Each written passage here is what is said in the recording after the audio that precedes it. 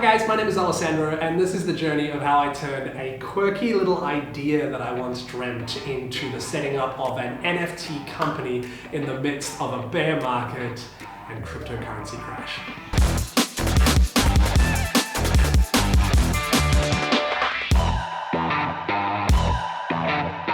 When I first heard about NFTs, gosh, I didn't know what they were. Bought an ape? I got an ape too. Well, it was pretty easy to understand, you know, it was just digital ownership. And if I'm selling my music or selling my films, those were like just the clear ways to do that. But my crazy brain just loves to play with the medium that it's in rather than needing to fit what I do into it. Now, me and my fiance, we were moving from Bali to Germany. And this is a story for another time, but we were going to spend just 4 days in Jakarta before we flew to Germany. But when we got to the last test just before flying, I was positive for COVID. So we essentially we were stuck for another 3 weeks in an apartment hotel room in Jakarta. But one night, I woke up with an idea. The metadata on the NFT itself changes. So does its traits and the picture. They will be memorialized as a classic Roman statue. You know, I had all these things on the go and I remember just saying to my fiance, I've got a new idea. The interesting thing that she said to me, which I think is a wonderful bit of advice, she just said, look, you've got to make up your mind on one of these things. But if this is the thing, don't half-ass it, do it. So I didn't half-ass it, I did it. I started talking to friends of friends, I started talking to everyone that I knew, and all of a sudden I had people that wanted to invest in this project. And very soon we had a 5-figure investment. And this was just incredible to me. Essentially that sort of snowballed and things just started getting faster. And I knew that there was going to need to be 3 main pillars for this. Like number 1 was going to be development. Developers who know how to do this in the smart contracts. So I found my developers through freelancer.com. This is not a sponsored video. Next, I went for artists. Most people don't think about how small this world is. At the time, I was watching Loki, and all I did was had a look at the artists for Loki, found them on ArtStation, went and chatted to one of them, and all of a sudden we're working with them to make this happen.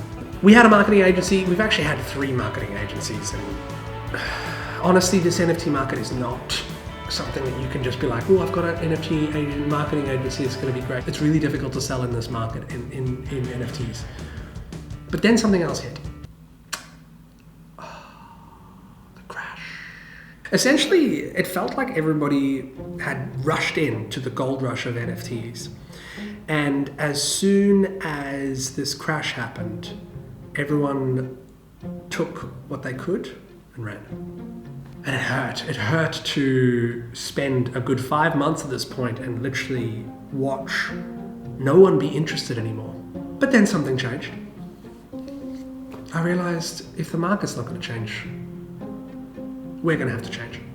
You know, we had this like whole marketing campaign of this grand idea of 5,555 warriors with the largest NFT buyback prize in NFT history of 200 Ethereum, which, you know, could have been worth anywhere up to 700,000 depending on where Ethereum was sitting on the price chart. And I knew that it just wasn't going to be sustainable anymore. So essentially I took it to the team and I was like, how on earth do we do this? And it dawned on us. We can make it smaller. Smaller game, proof of concept first, and then build it up from there. And then I realized also how much I still loved the communities from all different other NFTs, and I started doing cross-community games and collaborating with other communities. And, you know, everything just started flowing as soon as the intention changed. I started realizing that a lot of the things that we had built sort of came from ego and opportunity rather than value, right? So yeah, that's where we're at, and it has been a remarkable journey to say the least. We are 1 day away from like our whitelist closing. I really was just hit with something just before making this video, and this is the whole reason why I'm making this video. It doesn't really matter which way this goes. It's actually really interesting. So if we, you know, sell out, or whether we don't sell out completely and, you know, it fails, regardless. I realized that I have essentially turned a quirky idea from a dream and a really terrible situation, stuck in a hotel in Jakarta while having COVID, into something that